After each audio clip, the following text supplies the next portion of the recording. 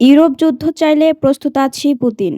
Ukraine যুদ্ধের অবসান নিয়ে আলোচনা করতে রাশিয়ায় রয়েছেন মার্কিন প্রেসিডেন্ট ডোনাল্ড ট্রাম্পের বিশেষ দূত স্টিভ উইটকফ এবং জামাতা জ্যারেড কুশনার।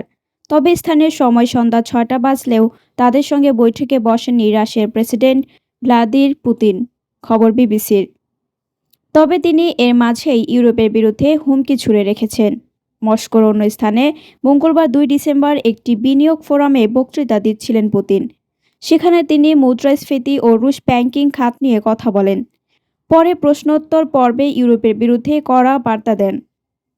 ইউক্রেন যুদ্ধ নিয়ে ইউরোপের ভূমিকা সম্পর্কে প্রশ্ন করা হলে পুতিন বলেন, ইউরোপ নিজেই ইউরোপীয় সমাধান প্রক্রিয়া থেকে বেরিয়ে গেছে।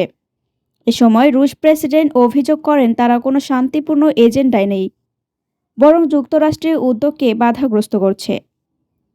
এ সময় ইউরোপের দেশগুলো হুমকি ছুড়ে পুতিন বলেন, যুদ্ধ বন্ধের বিষয়ে ইউরোপ যে শর্তগুলো দিচ্ছে সেগুলো রাশিয়ার কাছে গ্রহণযোগ্য নয়।